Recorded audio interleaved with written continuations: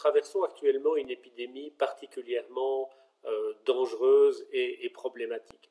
Dans cette courte présentation, j'ai voulu partager avec vous quelques informations sur la manière dont on peut comprendre et prédire la dynamique d'une épidémie. Et le but est de vous présenter des modèles qu'on appelle dans la littérature CIR, CIRS, CER et CERS, mais vous verrez ces acronymes ne cachent rien de chinois. Alors qu'est-ce que cette capsule vidéo n'est pas? Ce n'est pas un cours d'épidémiologie, je ne suis pas épidémiologiste moi-même, ce n'est pas un exposé mathématique, même si je vous montrerai à un moment donné une équation juste pour le plaisir des yeux, on ne se refait pas. Ce n'est pas non plus une conférence ou un exposé spécifique sur l'épidémie que nous traversons actuellement. Je vous présente des outils conceptuels qui peuvent s'appliquer à n'importe quelle épidémie. Le but est de comprendre les ressorts principaux d'une épidémie. Et puis, bien entendu, ce n'est pas non plus un ensemble de prédictions ou de prévisions à court, moyen et long terme de ce que nous allons vivre. C'est quoi alors? Eh bien, c'est simplement la présentation rapide, simple, d'un modèle épidémiologique conceptuel qui permet de mieux comprendre les enjeux de ce que nous traversons actuellement. Alors, le modèle de base que je vais vous présenter s'appelle le modèle CIR, où les lettres SIR représentent trois catégories d'individus qu'on appelle les individus sains ou susceptibles, les individus infectés ou infectieux et les individus résistants. Donc on divise la population en trois groupes qu'on dénote par la lettre S, les individus sains, la lettre I, les infectieux, et la lettre R, les résistants. Et la population totale est simplement la somme de l'effectif des sains, des infectés et des résistants. Et ce qui va nous intéresser, c'est de comprendre comment et dans quelle proportion des individus passent quotidiennement de la catégorie S à la catégorie I, puis guérissent, ou décèdent, ce qui dans ce modèle, de façon un peu cynique, est la même chose, passent du compartiment I au compartiment R. Donc on a un modèle qu'on appelle à 3 compartiments, on verra tout à l'heure des modèles à 4 compartiments ou à plus, mais je vais me focaliser ici sur ce modèle à 3 compartiments. Et la première chose à faire, c'est de comprendre comment un individu sain devient infecté. Vous savez que chaque jour, une partie de la population devient infectée et dans ce modèle infectieuse. La taille de ce contingent, le nombre de personnes qui quittent le compartiment S pour rejoindre le compartiment I, est le produit de 3 quantités. Le nombre de susceptibles, la part de la population qui est déjà infectieuse, c'est-à-dire l'effectif I divisé par la population totale N, et puis le coefficient de proportionnalité est dénoté bêta. Ce coefficient qui représente le nombre de personnes saines qu'un individu infecté est susceptible d'infecter à son tour en une journée, dépend d'une multitude de choses. Il dépend évidemment du pathogène lui-même. Se propage-t-il dans l'air, dans l'eau, dans le sang, par les relations sexuelles? Quelle est sa durée de vie hors de son milieu habituel? Voilà différents paramètres qui vont agir sur bêta. Par ailleurs, la manière dont nous interagissons, dont nous nous saluons est évidemment différente, suivant que ce soit un simple geste de la main ou un salut de la tête, ou comme dans l'ancienne Union soviétique, un fraternel baiser sur la bouche. Et puis évidemment, ça va dépendre de nos comportements sociaux.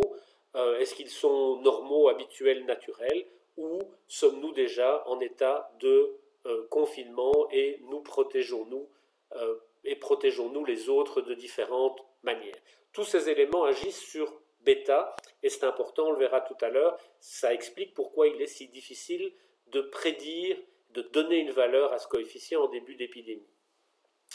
Donc on passe de S à I par un mécanisme contrôlé par bêta, et on passe de I à R par un mécanisme contrôlé par un autre paramètre qui lui est plus simple, c'est simplement, on le dénote gamma, et il est l'inverse du temps moyen nécessaire à une personne infectée pour cesser d'être infectieuse.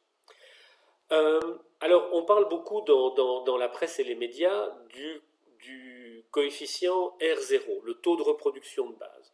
Ce R0 est le rapport entre bêta et gamma, c'est-à-dire que c'est le produit de bêta par 1 sur gamma. Donc R0 est le nombre moyen de nouveaux cas que peut produire chaque personne infectée tout au long de sa maladie. Ça se comprend bien puisque c'est le produit du nombre moyen de susceptibles qu'un infectieux peut infecter en un jour, et c'est le nombre moyen de jours pendant lequel un infecté reste infectieux. Donc on a bien bêta fois 1 sur gamma égale bêta sur gamma. Et maintenant, bon, c'est très bien, ce modèle il est conceptuel, il est utile, on comprend que les personnes passent d'un compartiment à l'autre, mais ça peut se traduire en termes mathématiques. Alors pour ceux qui, comme moi, aiment les mathématiques, sachez que ceci est un système d'équations différentielles ordinaires, non linéaires, mais qui peut se résoudre très facilement si on dispose des bons outils. Et je vais vous présenter un certain nombre de solutions de ces équations. Elles se présentent toujours sous la forme d'un graphe qui montre trois courbes. La courbe verte qui montre comment varie au jour le jour le nombre de personnes infectées dans la population, ici en pourcentage. En bleu, le nombre de personnes qui deviennent résistantes. En rouge, le nombre de personnes susceptibles. On voit qu'en début d'épidémie, tout le monde est susceptible, personne n'est infecté, personne n'est résistant. Et en fin d'épidémie, après être passé par un pic épidémique, eh bien, on a de nouveau plus de personnes infectées, une majorité de la population est devenue résistante, une minorité n'a toujours pas été infectée et donc est toujours susceptible.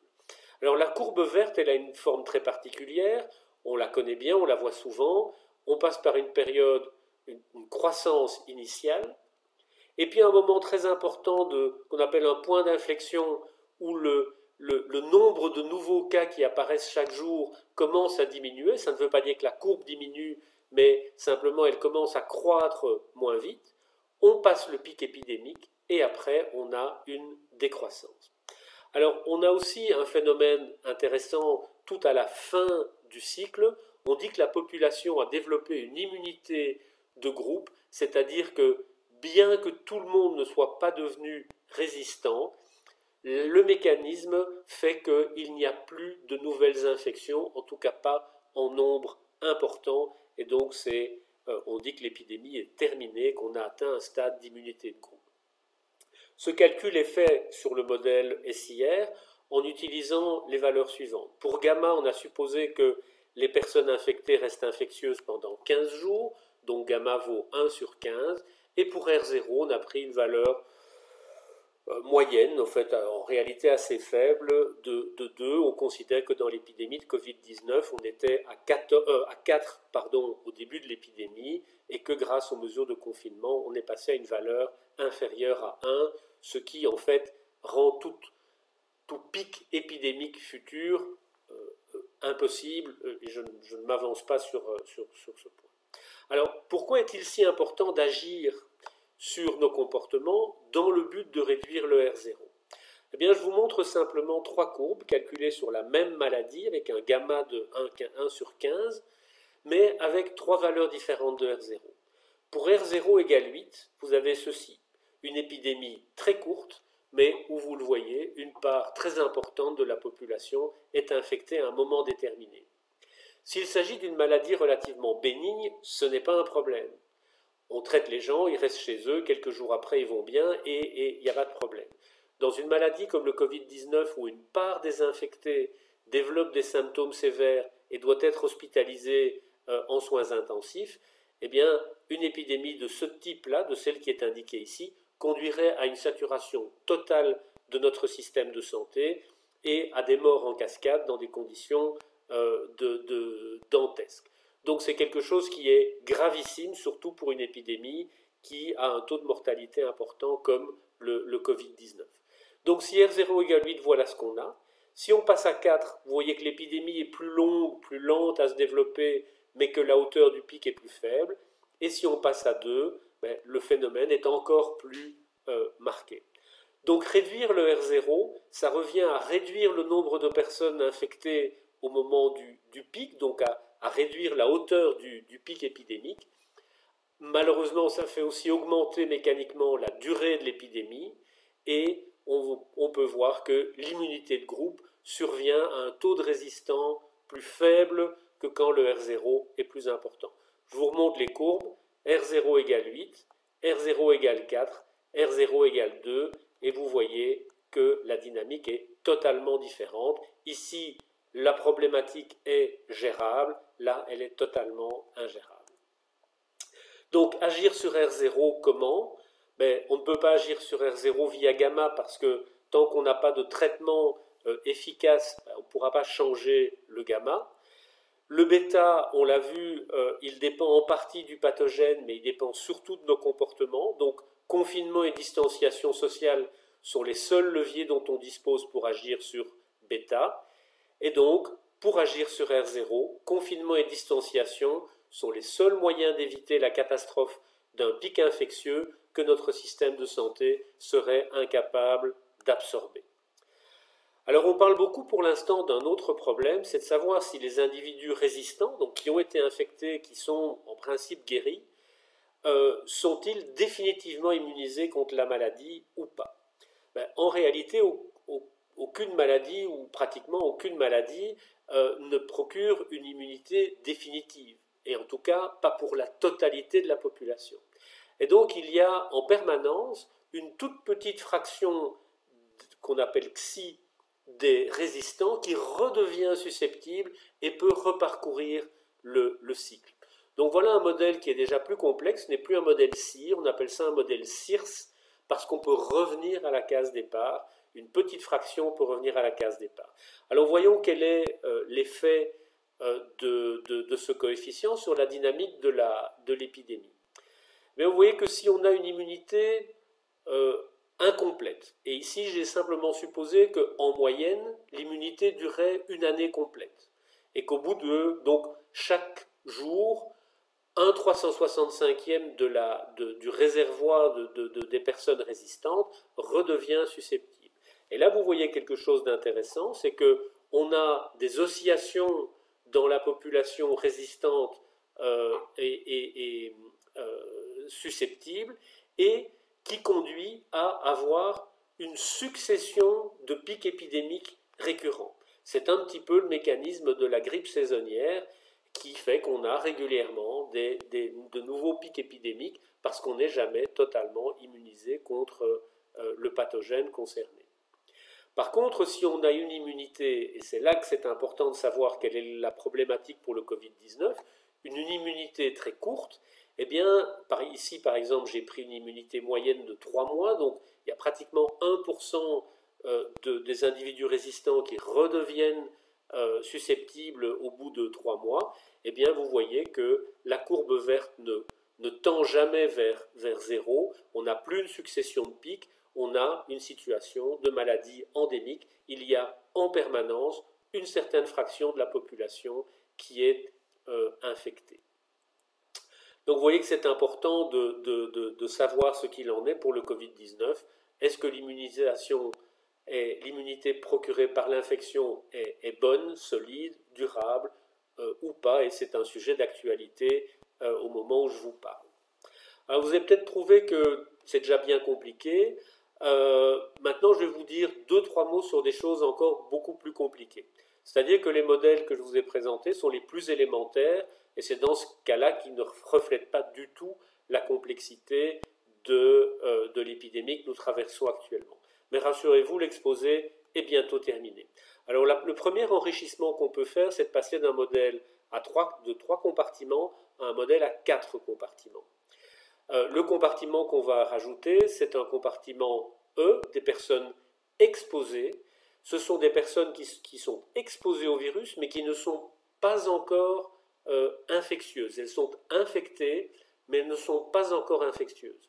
Et donc il y a 4 étapes. On passe de susceptible à exposé, pendant toute la durée d'incubation, on est exposé, et quand l'incubation est terminée, on passe infecté, et puis résistant, et éventuellement une fraction redevient S.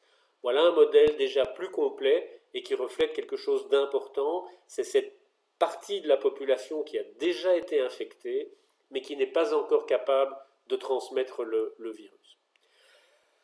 Et puis, on parle beaucoup de l'espoir d'un vaccin, on nous dit que ce n'est pas pour tout de suite, mais qu'en tout cas, ce serait le scénario idéal, ce serait de disposer d'un vaccin. Alors, dans la modélisation, quel est l'effet du vaccin?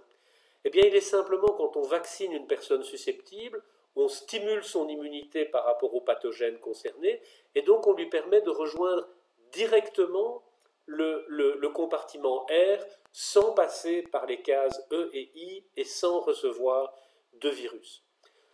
On peut également, on le sait depuis Pasteur, dans certaines conditions, vacciner les personnes exposées qui sont en phase d'incubation, et donc là aussi, pour certains, il est possible de passer directement du compartiment E au compartiment R sans passer par la phase infectieuse et sans développer les symptômes importants.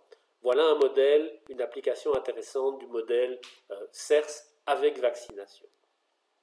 Et puis si l'épidémie est courte et concentrée, on peut grosso modo négliger les phénomènes de naissance, de mort et de migration. Quand je dis mort, je veux dire on n'est pas nécessairement obligé de compter les morts, on peut simplement considérer que ce sont des résistants qui ont acquis une immunité définitive. Ne croyez pas que je sois cynique, ce n'est pas le cas, mais voilà ce qu'il en est en termes de modélisation. Alors dès qu'on veut traiter les naissances et les décès et les migrations, les choses deviennent beaucoup plus complexes. Je vous le montre simplement sans le commenter beaucoup. Vous retrouvez le même modèle avec les compartiments S, E, I, R, mais vous avez dans S un influx régulier de naissances. De chaque compartiment partent un certain nombre de citoyens qui décèdent, soit pour des causes indépendantes de l'épidémie, soit liées à un taux de mortalité additionnel directement lié à l'épidémie.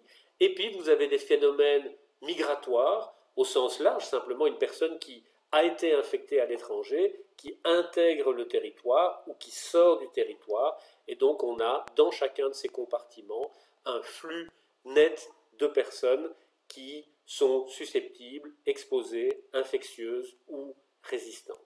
Je ne vais pas commenter ça plus loin, j'en arrive à mes conclusions. Les modèles à compartiments sont des modèles qui sont utiles pour comprendre, pour analyser, pour anticiper la dynamique d'une épidémie et pour planifier la réponse à lui apporter. Ces modèles s'appuient toutefois sur de nombreux coefficients. Je vous ai parlé de bêta, de gamma, de R0. On a évoqué rapidement sigma, delta, xi, il y en a beaucoup d'autres.